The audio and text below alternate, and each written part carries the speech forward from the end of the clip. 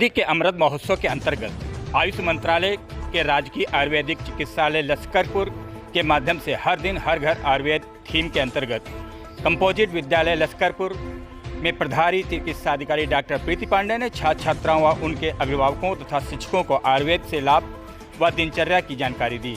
उन्होंने कहा कि हमें अपने खान पान में हमेशा मोटे व अंकुरित अनाजों का प्रयोग करते रहना चाहिए, साथ ही साथ नियमित रूप से व्यायाम करना चाहिए। इस अवसर पर प्रधानाचार्य अशोक कुमार, ध्रुव भारती, शिव प्रसाद, विजय कुमार सहित अनेक कर्मचारी व छात्र छात्राओं के साथ अभिभावकों ने भी डॉक्टर प्रीति पांडे के विचारों को सुना और अपने जीवन में आयुर्वेद का प्रयोग करने की शपथ ली। आप देख रहे हैं युगाधार समाचार। युगाधार समाचार को लाइक व शेयर करने के साथ साथ यदि अभी तक आपने सब्सक्राइब नहीं किया है तो लाल वाला बटन दबाकर सब्सक्राइब करने के उपरांत घंटी का निशान दबाना न भूलें। चीज के लिए जागरूक करना है कि उनका आहार विहार किस तरह का होना चाहिए।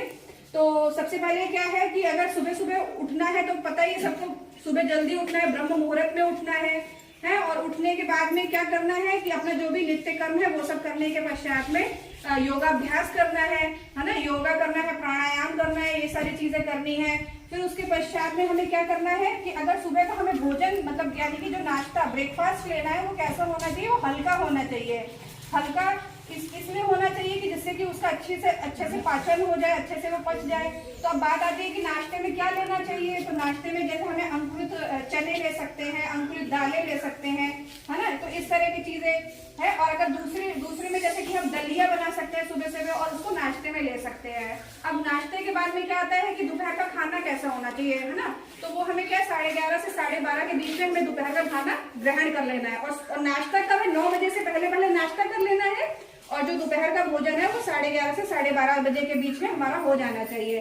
अब बात आती है उस दोपहर के भोजन में क्या करना है। तो दोपहर के भोजन में जितनी भी हमारी सब्जियां होती है, हरी सब्जी लेनी है, हमें रोटी लेनी है, चावल लेना है, दालें खानी है। और सलाद कैसा होना चाहिए, मिश्रित सलाद होना चाहिए। मतलब कि उसमें क्या होना चाहिए, मिश्रित सलाद में जैसे चुकंदर होना चाहिए, टमाटर होना चाहिए, मूली होना चाहिए, खीरा होना चाहिए। तो इस तरह का सलाद होना चाहिए। अब बात ये आती है कि जो हम ग्रहण कर रहे हैं भोजन वो प्रोटीन युक्त आहार होना चाहिए। मतलब उसमें भरपूर मात्रा में प्रोटीन होना चाहिए।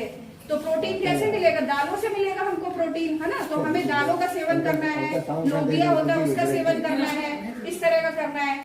नमस्कार, मैं प्रभारी चिकित्सा अधिकारी डॉक्टर प्रीति पांडे राजकीय आयुर्वेदिक चिकित्सालय लश्करपुर में इस समय यहाँ पे उपस्थित हूँ। और जैसा कि आप सभी को पता है कि इस समय आयुर्वेद दिवस मनाया जा रहा है और इसमें हर दिन हर घर आयुर्वेद इसका थीम रखा गया है। और इसका उद्देश्य बस यही है कि हम ज्यादा से ज्यादा जो लोग हैं, जो समस्त जनमानस है, उसको हम आयुर्वेद के प्रति जागरूक करें। और जागरूकता में हमें ये बताना है कि लोगों को कि किस तरह का उनका आहार होना चाहिए, मतलब किस तरह का उनका आयुर्वेदिक आहार होना है और उनकी किस तरह की एक स्वस्थ दिनचर्या होनी चाहिए।